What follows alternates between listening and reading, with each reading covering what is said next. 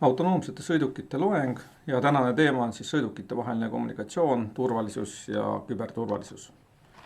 Kõigepealt natuke veel siis terminoloogiast, et seda valdkonda, mis puudutab siis omavahel ühendatud autonoomseid sõidukeid, kutsutakse ka või kasutatakse sellist terminoloogiat nagu Connected Automated Driving ehk lühendatult CAD. Ja siin on kindlasti kerge segi ajada tuntud teise lühendiga või samasuguse lühendiga, mis tähendab siis Computer Aided Design, aga antud juhul siis tegemist ei ole mitte raadprojekteerimise, vaid just automaatsete isejuhtivate sõidukitega. Nii et kui te näete kuskil sellist terminit CAD kontekstis, siis autonoomsed sõidukid, siis teadke, et see tähendab siis Connected Automated Driving. Ja on veel laiendatud versioon sellest termist, mis on siis CCAD ehk siis Clean Connected Automated Driving. Clean antud juhul siis tähendab keskkonnasõbralikku, üldjuhul siis elektrilist või vesinikul või oluline on just see, et ei teki heitmeid. Nii et see on selline tuleviku tehnoloogia, tõenäoliselt siis see termin hakkab järjest rohkem ja rohkem tuntust saama. Nii et see on nagu hea teada, kui tahate internetis teha mingeid otsinguid. Ja kui nüüd vaadata konkreetsemalt, kus kommunikatsiooni pool isejuhtivas sõidukis asub või millised on, natuke tuletada meelde eelmisest loengust, ka millised on põhifunktsioonid autonoomsel sõidukil, siis selle pildi pealt on ilusti need välja joonistatud, koosneb see siis sellisest, ütleme, 5 alamsüsteemist ja millest üks on siis kommunikatsioon ehk siis ühenduvus. Ja kuna tänase loengu teema ongi ühendatud sõidukid, siis sel tõttu on ka siin eraldi välja joonistatud ja vaatame, mis ta siis tähendab.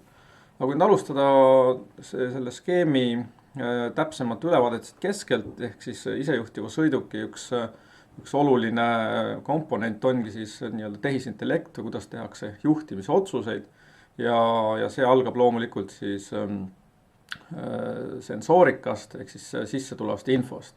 Ja nagu ka eelmistel loengutel juba nägime, on nendeks siis tüüpiliselt kaamerad, lidarid ja radarid.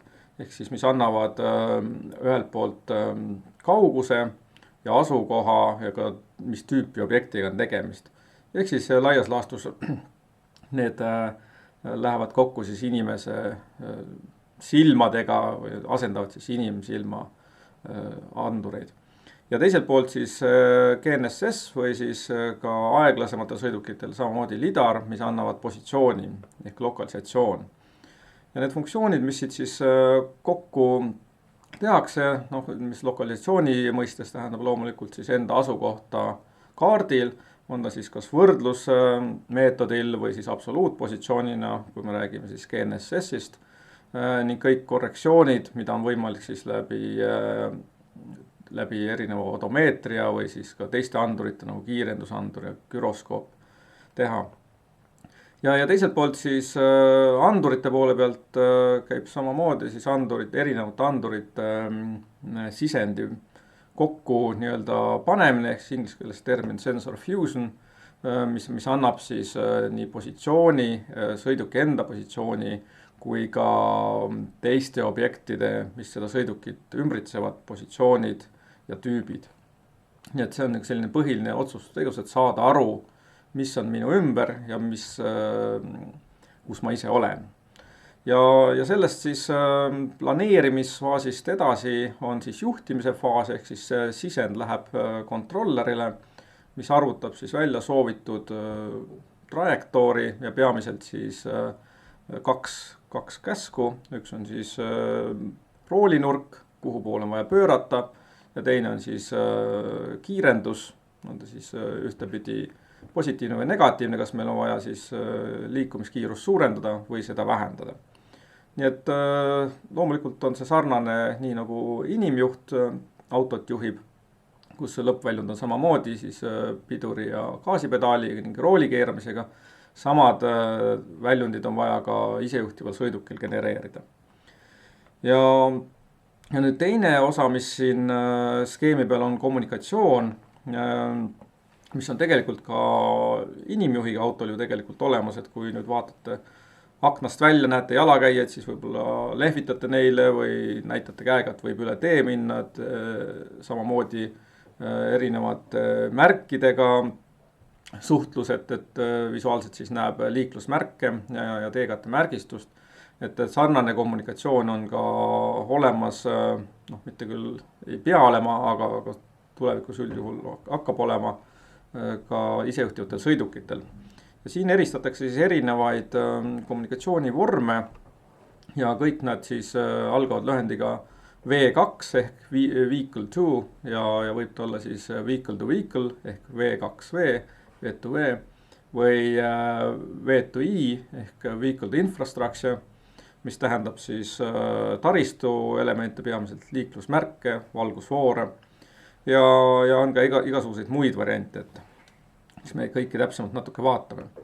Aga see eeldab üldiselt siis seda, et meil on olemas sõidukil vastav seade ja kogu see kommunikatsioon käib siis juhtmevabalt läbi mingisuguse kommunikatsioonikanali ja kõige tõenäolisem, mis siis tulevikus meil hakkab siin olema, selleks kommunikatsioonikanaliks on siis 5G või võib ka olla 4G või ka muud raadiokanalid. Aga oluline jah see, et ta on kiire ühendus ja ta on juhtmevaba. Et me ei kujuta ette, et meil on juhe nüüd ühendub kuidagi sõidu pealt valgusfooriga. Ja loomulikult siis teisel poolt, kellega suheldakse, on ta siis see teine sõiduk või on ta taristobjekt, näiteks valgusfoor, ka nendel peavad olema vastavad seadmed, et see kommunikatsioon saaks võimalikuks ja peab olema siis kokku lepitud ka ühtne kommunikatsioonikeel ehk protokoll, kudamoodi andmeid vahetatakse.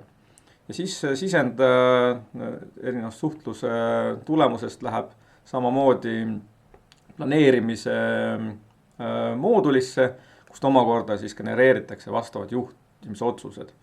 Lihtne näide on, et kui valgusfoor saadab informatsiooni, et roheline tuli kestab veel näiteks 5 sekundit, siis läheb punaseks ja see informatsioon saadetakse näiteks 500 meetrit juba enne foori, siis on väga lihtne välja arvutada, et kas on mõtet kiirendada või on mõtet rahulikult sinna valgusfoorini kulgeda, ilma et peaks väga järske kiirendus või pidurdus just valgusfoori eest tegema. Nii et sellega on võimalik näiteks ka säästa energiat, ehk siis planeerida oma kiirused juba niimoodi, et ei peaks üldse valgusfoori taga seisma. Nagu teada, siis kiirendus ja pidurdus on kiirendus õigemini on kõige energiakulukam ja pidurdus on kõige suurem siis energia raiskamine. Me tegelikult ju ei kasuta seda targast, kui just ei saa akudesse tagasi laadida seda. Nii et selline on lihtsustatud isejuhtiva ühendatud sõiduki skeem ja tegelikult sensoorika poolt ja juhtimise otsuste poolt me juba eelmistes loengutes vaatasime, et seekord vaatame siis natukene konkreetsemalt kommunikatsiooni poolt. Et vaatame siis lähemalt kõige sellist tüüpilisemat kommunikatsioonijuhtu ehk siis vehicle to vehicle, ehk siis sõidukite vaheline. Ja see loomulikult eeldab, et mõlemad sõidukid on varustatud vastavate seadmetega ja on võimelised informatsiooni vahetama. Aga miks seda siis vaja on?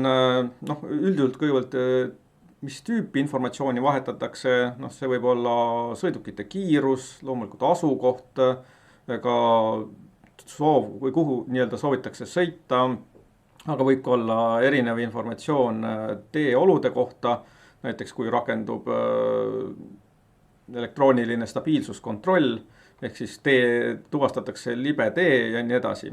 Nii et kõik, kes selle ühe auto ümbrus on, kes selle võrku ühendavad, võivad seda informatsiooni jagada.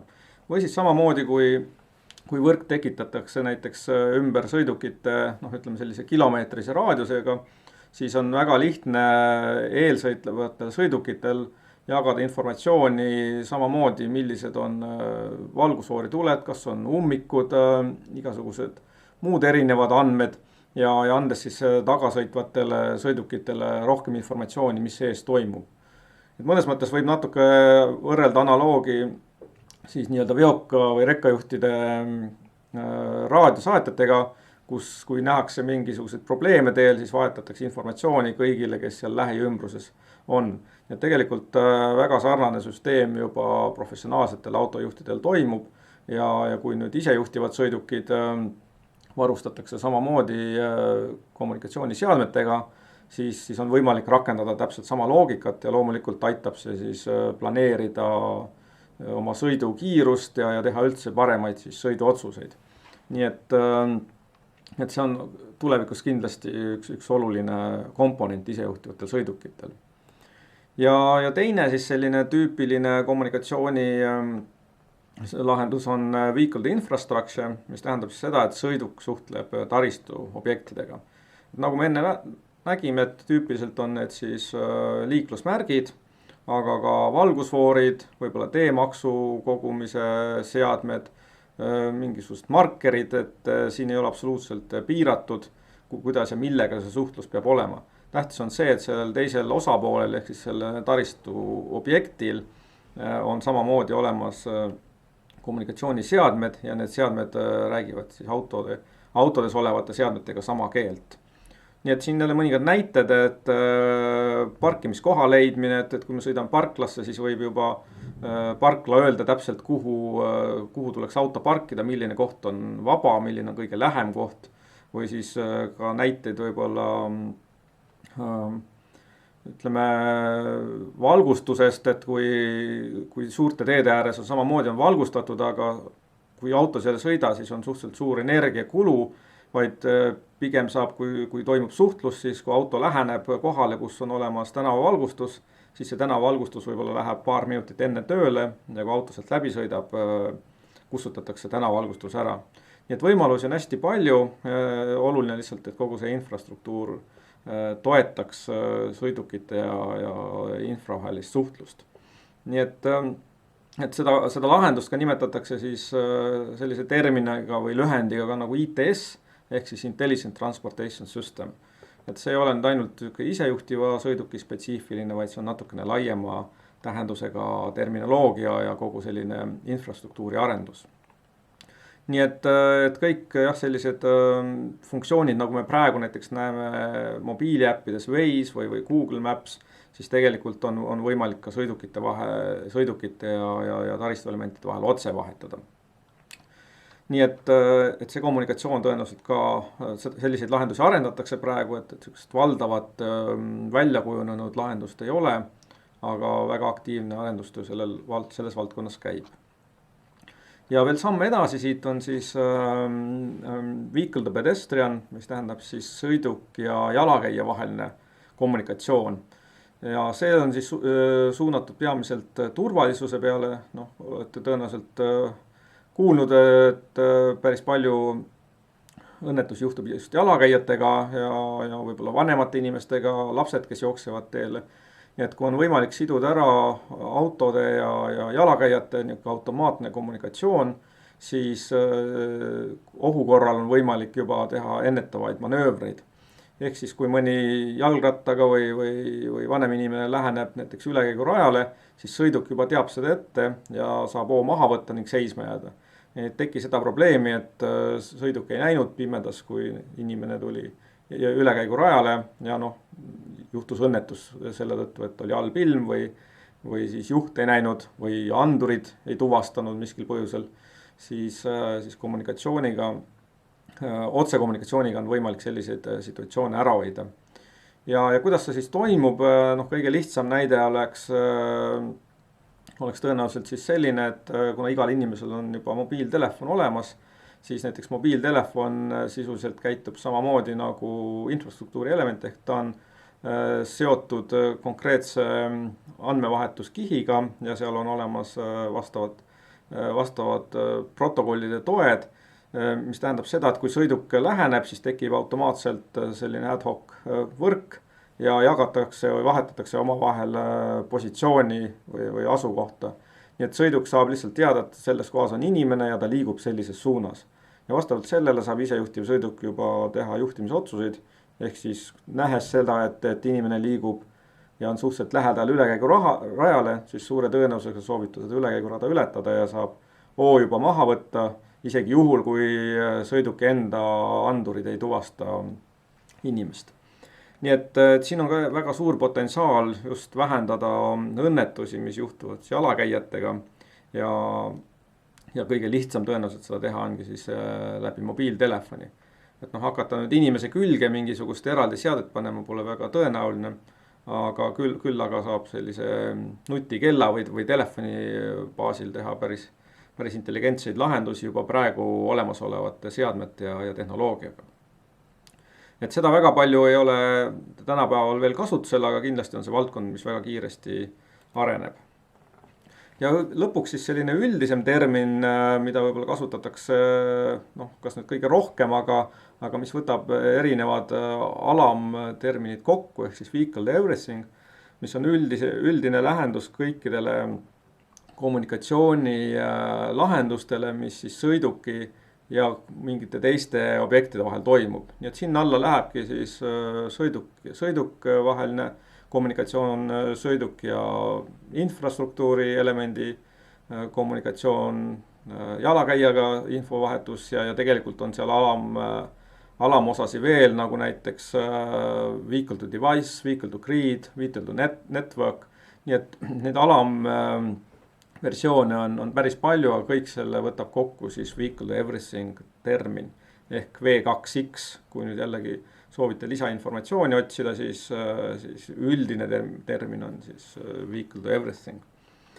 Ja kõige levinud, nagu me enne ka vaatasime, on siis vehicle to vehicle ja vehicle to infrastructure. Et teised on pigem sellised uuemad ja mitte nii levinud valdkonnad veel. Nüüd, millist tehnoloogiat siis see kommunikatsioon kasutab? Praegu, kuna tegemist on arengu järgus oleva tehnoloogiaga, ei ole välja kujunenud päris standardeid ja ei ole kokku lepitud, milline on see õige ja kõige sobivam protokoll, et hetkel käib nii-öelda väike sihuke erinevate tehnoloogiate võistlus ja seda me eks lähiaastatel näeme, milline tehnoloogia jääb peale ja mida siis standardiseeritakse ja võetakse kasutusele siis ka üldisemalt. Nii et praeguse aja sõidukid tegelikult pigem selliseid kommunikatsiooniseadmeid ei oma ja millised need tulevikus olema hakkavad, on pigem hetkel siis väljatöötluse faasis. Aga kaks tehnoloogiat, kuidas nüüd füüsiliselt see juhtmevaba side käib, tahaks siiski välja tuua või mis on nii-öelda kõige tuntumad. Üks on siis Dedicated Short Range Communication ehk siis DSRC lühendiga ja mis on just välja arendatud siis sellise sõiduki ja kõige muude objektide vahelise suhtluse jaoks. Töötab see laias laastus 5,9 gigahertsi ribalaiusega ja kuskil selline kaugus on circa 300 meetrit. Ehk siis kui sõidukid liiguvad ringi, siis kui satuvad 300 meetri raadiusesse, tekib automaatselt võrk, kus hakatakse automaatselt siis vahendama informatsiooni. Et probleemiks on natukene erinevad sellised täpsemad standardid, millistes sagedusalades need toimuvad. Nagu ka siin tabelist näha, on USA-s, Euroopas ja Jaapanis natukene need sagedused erinevad, mis tähendab seda, et sõidukid omavahel ei ühildu. Ehk siis kui tuleb Euroopast auto, mis on varustatud mingite DSRC seadmetega ja läheb USA-sse, siis tegelikult see süsteem ei toimi. Ja sellest tulenevalt ka on probleemid kogu selle tehnoloogia arenduses, et niisugust ühilduvust tagada on hetkel keeruline. Ja hetkeseisuga paistab, et see ei ole nüüd kõige kindlam kandidaat, milline tulevikus meil see kommunikatsioonitehnoloogia välja nägema hakkab. Aga seadmed on juba olemas, neid testitakse, nende peal tehakse arendust ja ka meil Tehnikaülikooli siin linnakus on tegelikult üks nutimärk püsti, kus on just selle tehnoloogial baseeruv kommunikatsioonilahendus käimas. Nüüd pigem on reaalsem siis CV2X ehk sisuliselt mobiili laiendatud versioon mobiilivõrgust ja peamiselt siis on suund 5G tehnoloogia peale. Ehk siis 5G laiem kasutus ongi pigem siis sõidukite ja muude objektide vaheline suhtlus, kuivõrd nüüd inimestele sellise hea ja kiire interneti tagamine. Nii et 5G põhiline tegelikult suund on just seesama sõidukite turvaline suhtlus. ja sagedusala on tegelikult sarnane, aga ta on universaalsem ja praeguse arengu poole pealt on suuremad ressursid, siis pannakse pigem siis 5G ehk siis et C-V2X arendusele, kuivõrd siis sellele eelmisele tehnoloogiale, mida me vaatasime.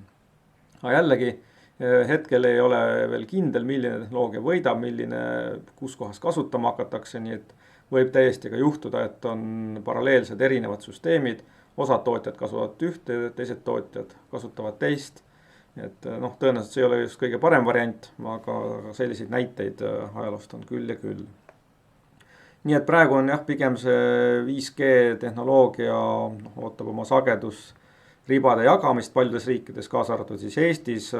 Siiamaani ei ole õnnestunud korraldada 5G sageduse oksjonit. Võib-olla see aasta siis lõpuks see juhtub, mis siis võimaldaks sellele arengule oluliselt kiirust juurde anda. Nii et praegu paljud operaatorid ja arendajad ootavad just ametlike võrkude käivitamise järele. Nii et erinevad sellised lahendused, et kui nüüd see DSRC tehnoloogia on pigem selline ad hoc võrgu tekkimine, siis C-V2X kasutab rohkem sellist globaalset, ütleme nagu mobiilivõrgul baseeruvat lahendust, ehk mis tähendab teiselt poolt jälle seda, et meil peab olema ka vastav tugev taristu, kus on mobiiliantennid, need peavad olema piisava tihedusega, et kataks terve ala, nii et on plusse ja miinuseid mõlemal ja millised lahendused meil lõpuks töötavad hakkavad, nagu öeldud, seda me väga täpselt veel ei tea. Aga areng on väga kiire ja paari aasta jooksul kindlasti on juba suured muutused toimunud. Nii et mõned näited veel, näiteks mida siis, kuidas see tehnoloogia aitab turvalisemaks muuta sõitmist ja just isejuhtivatel sõidukitel. Et siin on ka mõned sellised graafikud välja toodud, kui eessõitev sõiduk näiteks kuskil 200-300 meetri peal, 300 meetrise vahega näiteks tuvastab, et on libe tee kuskil kurvis ja edastades siis selle tagasõitvatele sõidukitele, siis on selge, et need tagasõitavad sõidukid saavad oluliselt varem hakata pidurdama, hoogu maha võtma ja sellest suureneb vastav turvalisus. Et parempoolne graafik näitabki meile seda, et milline on võimalik kiirus siis sellise erinevate tehnoloogiate rakendumisel, kui me teame, milline olukord meil ees ootab ja milline mitte, ehk siis millise kiirusega me jõuame ohtlikku kohta, kui meil ei ole kasutusel sellist tehnoloogiat või kui meil on olemas siis nii ühelt poolt kas siis C-V2X või siis DSRC tehnoloogia kasutusel. Küsimus on distantsil, kaugele see levib ja millise ohtliku või ohutu kiirusega me sinna kurvi siis jõuame. Nii et väike selline illustratsioon, kuidas need tehnoloogiad siis aitavad turvalisust suurendada. Ja millised on siis seadmed välja näevad kahte tüüpi, kui me räägime nüüd just sellest DSRC tüüpi tehnoloogiast, on siis nimetusega OBU ehk onboard unit, mis on sõiduki peal asuv füüsiline seade, riistvara üldjuhul siis, mis tegeleb siis ühelt poolt siis kommunikatsiooniga, ehk sisaldab raadioosa, loomulikult antenne ja teiselt poolt siis suhtleb sõidukiga, tüüpiliselt siis üle CAN-bussi, jagades siis informatsiooni, mida ta üle raadio teistelt sõidukitelt või ka siis taristuobjektidelt saab. Et üldjuhul sisaldavad need lisaks veel GNSS-i ja võib-olla ka gyroskoope või muid lisaandureid, eks annavad siis täiendava positsiooni, kus sõiduk asub, ilma et seda peaks küsima nüüd sõiduki enda süsteemidelt. Et kui on vaja vahetada näiteks asukohta, siis seda ei pea üldse siis sõiduki enda süsteemist pärima, vaid sellel seadmel on juba omal vastav antenn ja moodul sees olemas. Nii et selline seade ja siin on ka vasakul pildi peal näha füüsiliselt, milline välja näeb, mis on siis paigaldatud just sõidukile.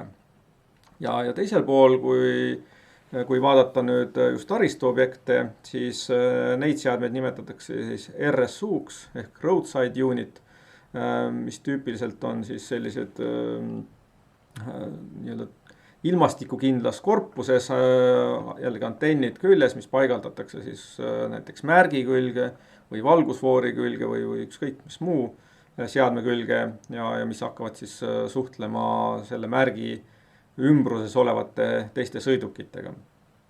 Nii et on veel vaja kahte tüüpi seadmeid, kui me tahame siis taristu ja sõiduki vahelist suhtlust, ehk siis HBU sõiduki peal ja RSU selle märgi küljes, või siis kui on sõidukid omavahel, siis loomulikult on oluline, et mõlemal sõidukil oleks siis onboard unit nii-öelda külge või peale installitud ja millega nad siis saavad vahetada informatsiooni, on ta siis asukoht, kiirus, sõidusuunad, mis iganes parasjagu siis sisuliselt on implementeeritud andmevahetusprotokollina. Ja et need on sellised füüsilised seadmed, mis annavad eelduse, et see suhtlus saaks olla. Loomulikult ei piisa ainult siis füüsilistest seadmetest, vaid tähtis on ka kommunikatsiooniprotokoll, ehk et need seadmed ühilduks omavahel. Kui ühilduvust ei toimu, siis mõlemad võivad küll töötada, aga nii-öelda ühist keelt ei ole. Ja lisaks loomulikult nii-öelda andmevahetusprotokollile või ühisele keelele tuleb selle informatsiooniga ka midagi teha.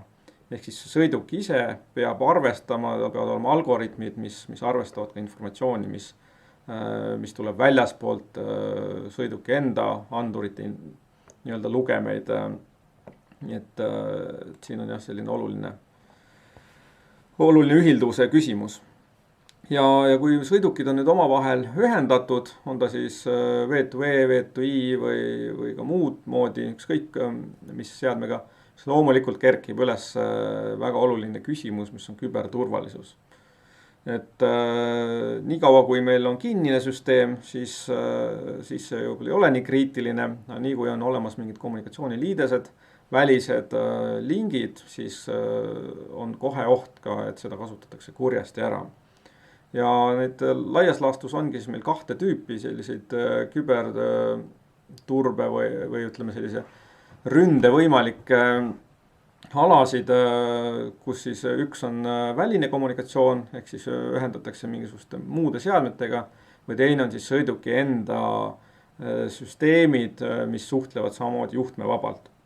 Et näitena võib tuua siin rehvirõhu monitoorimise süsteemi, mis on ka paljudel tänapäeva autodel peal ja paljud võib-olla ei teagi, et tegelikult see on üks suhteliselt lihtsasti häkitav lahendus, kuna andur on tegelikult ratta sees, ei ole nüüd kaablitega ühendatud autoga ja saadab rehvirõhu andmeid keskseadmele, siis tegelikult see kommunikatsioonikanal on suhteliselt avatud, ta käib samamoodi üle raadiolingi ja sõites näiteks teise autoga selle kõrval on võimalik sinna süsteemi sisse häkkida ja saata autole näiteks informatsiooni, et parempoolne rehv on tühi.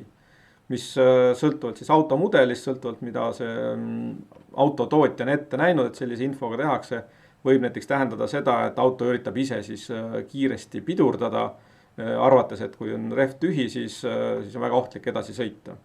Kui tegelikkuses rehv tühi ei ole, võib hoopis vastupidi siis tekitada sellise ründega väga ohtliku situatsiooni. Nii et erinevaid ründekanaleid on tegelikult juba praegustes süsteemides päris palju, mida häkkerid ka kasutavad, sealhulgas siis kaugkäivitus, meelelahutussüsteemid autos, mis on ühendatud internetti, erinevad andurid, mis loevad informatsiooni väljaspoolt, nii et tegelikult kogu see küberturbe küsimus muutub järjest olulisemaks ja olulisemaks. Nii et sellele tuleb kindlasti tähelepanu pöörata. Ja kui nüüd natuke vaatad konkreetsemalt, et milliseid võimalikke ründetüüpe üldse eristatakse, kui vaadates just nüüd ka turvalisuse seisukohalt, siis siin on ka jällegi mõningad terminid teile toodud, et saada aru siis, kuidas on võimalik isejuhtivaid sõidukeid, aga mitte ainult mõningal puhul ka või sõidukid, millel on sellised täiustatud juhiabisüsteemid, mis kasutavad juba ka keerukamaid andureid, et ka neid on võimalik juba praegu eksitada ja rünnata väljaspoolt pahatahtlikult. Nii et näitena võib siis tuua blinding ja jamming, et kui me nüüd mõtleme lidarite peale, mida me eelmisel korral ka vaatasime, siis see toimib laserite põhimõttel või siis valguse põhimõttel. Ja kui nüüd tahtlikult neid andureid häirida, näiteks levinum selline testimise viis on, lastakse laseriga nii-öelda lidari anduri peale ja pimestatakse andur ära, siis loomulikult see tekitab niisugused valelugemeid ja kui sellest kuidagi ei ole võimalik sõidukile aru saada, siis ta võtab selle info tõena ja võib siis teha mingeid järsku manöövreid, mis tekitavad omakorda ohtlikud situatsioonid. Ja jamming on sisuliselt sarnane, natuke lihtsalt teises diapasoonis, et ei ole siis mitte valguse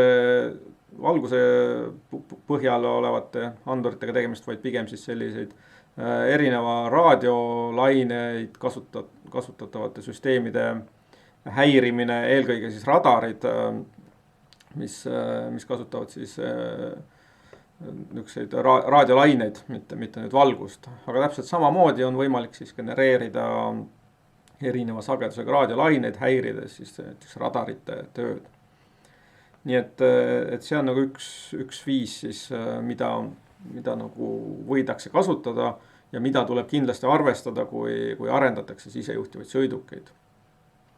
Ja on ka sama teema käib näiteks GPS-i näitel puhul võib tuua, kus siis häiritakse GPS-i andmete tööd ja samamoodi kas siis ühelt poolt häiritakse, mis annab vale positsiooni autole või siis petetakse kuidagi muud moodi süsteemi, sisestatakse sinna nii-öelda valet informatsiooni, mis sõidukile, selle isejuhtiva süsteemile näib tõesena, näiteks on pärit siis või tundub, et on pärit tõesest allikast, kui tegelikult on vahepealne kanal ära häkitud ja sinna siis nii-öelda valeinformatsioon vahele pandud. Ehk siis selline triviaalne näide, mis tegelikult ei taha öelda, et tihti juhtub, aga on tihti juhtunud ka tavasõidukitel, kus siis GPS juhatab kuskile sellise koha peal, kus teed tegelikult ei ole, et siin alles mõned nädalad tagasi jõudis üks rekka suusaraja peale Tallinnas, et mõnes mõttes sarnane loogika, kus siis juhatatakse sõiduk sinna, kuhu ta tegelikult minema ei peaks ja ei tohiks. Nii et erinevaid võimalusi on siis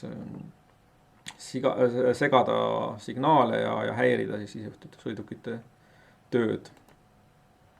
Ja kolmas valdkond võib-olla, millest ka peaks teadma, on siis erinev elektromagneetiline interferents või samamoodi võib see toimuda ka valgusallikate mõistes. Ehk siis hetkel, kui me kasutame või testime näiteks isejuhtivaid sõidukeid, siis neid väga palju ei ole. Kui me võtame ühe isejuhtiva sõiduki, näiteks sellise aeglase robotbussi või isejuhtiva minibussi, siis sellel ühel bussil võib peal olla juba 4 lidarit näiteks. Nüüd kui kujutate ette, et ristmiku peal saab kokku 10 sõidukit, millel igal ühel on 4-5 lidarit peal, ehk siis kokku on ühel pisikesel alal 50 lidarit, mis kõik skaneerivad tohutu kiirusega ümbrust. Ja on üsna loomulik, et seal võivad sattuda kokku ka laserkiired, ehk siis need andurid hakkavad üksteist häirima. Nii et see on jällegi selline oht, millega tuleb arvestada, mida praegu hetkel veel ei ole, mis tulevikus, kui neid sõidukeid hakkab meil rohkem teede peal olema, hakkab kindlasti juhtuma. Nii et jällegi, kui toimub arendus või selle teemaline selline projekteerimine, planeerimine, mis siis teie kui inseneride ülesanne tulevikus tõenäoliselt on, siis selliseid teemasid tuleb juba arvestada või neid tuleb teada, et kuidas siis erinevad interferentsid mõjutavad sõidu otsuseid või juhtimisotsuseid ja kuidas nad andurid kui sellised üleüldse mõjutavad. Nii et erinevad seadmed võivad üksteist segama hakata, seda siis mitte ainult andurite mõistes, vaid erinevate elektrilised või elektroonilised seadmed võivad ka üksteist segada, genereerides just elektromagneetilist välja või kui need ei ole siis nii-öelda korralikult varjestatud. Ja see puudutab eriti siis seadmed, millel on küljes siis raadiokommunikatsiooni osa. Nii et selliste asjadega tuleb paraku hakata arvestama rohkem ja rohkem.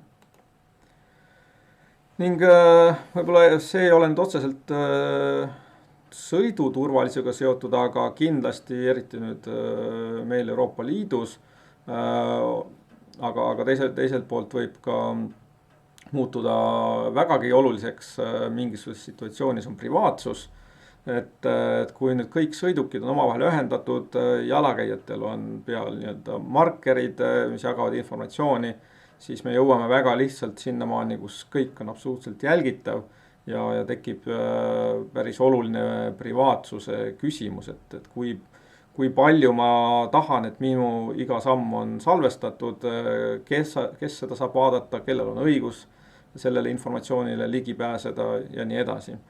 Nii et sellega tõenäoliselt on enamus juba praegu kokku puutunud, et kasutate, telefon on taskus, liigute ringi, siis võite ühel hetkel avastada, et tegelikult kogu teie liikumismarsruut suhteliselt detailselt, mida te aasta jooksul olete teinud, on salvestatud kuskile kolmanda osapoole juurde. On ta siis Google'i serveris või mõnes muus, aga tegelikult on väga täpselt võimalik juba praegu saada aimu, millega te olete tegelenud, kus te olete käinud, nii edasi.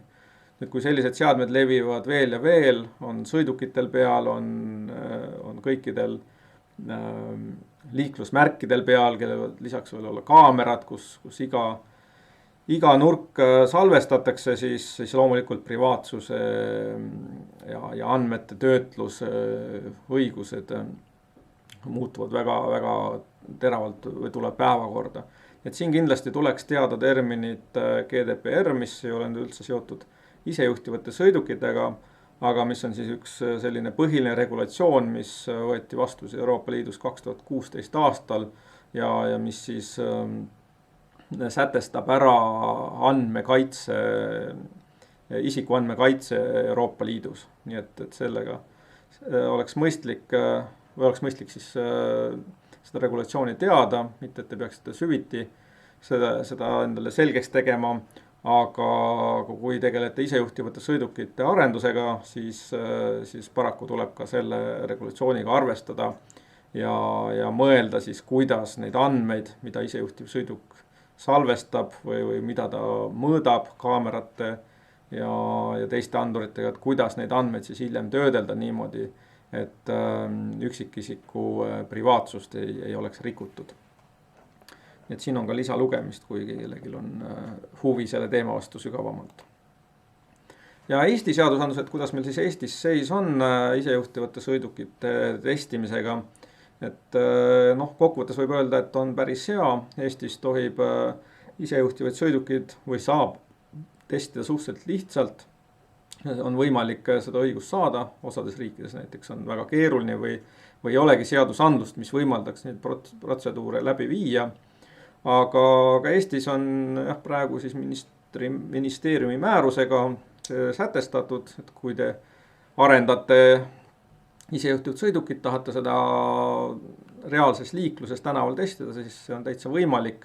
Selleks tuleb taotleda siis üksikkinnitus ja vastava kontrolli ja testimisega tegeleb Maanteeamet, kus siis ühelt poolt vaadatakse, et sõiduk vastaks üldistele normidele, mis esitatakse vastava sõiduki kategooriale ja teiselt poolt siis viiakse läbi ka isejuhtivuse testid.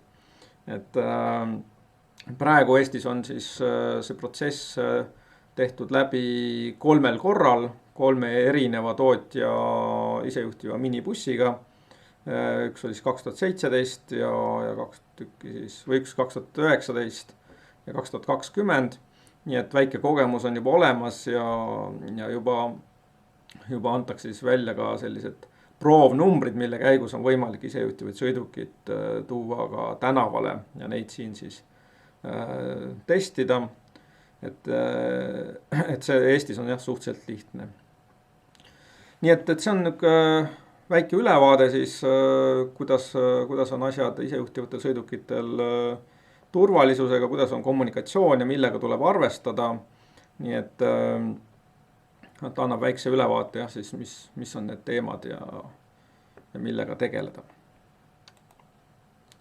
Natuke ka linke, et kui eelmistel loengutel võib-olla väga palju ei olnud, siis siin on kokku pandud mõningad sellised soovituslikud lugemised, mis tänasest teemast annavad teile natukene rohkem aimu, et mida võib-olla tasuks sirvida on isejuhtivate sõidukite selline ekspertrühma lõppraport, mis sai tehtud paar aastat tagasi ja mis annab hea ülevaate, kuigi ta ei ole nüüd kõige uuem, mis seis on just Eestis ja siin ekspertrühma kuulusid siis nii politsei esindajad, ministeeriumite esindajad, ülikoolide esindajad.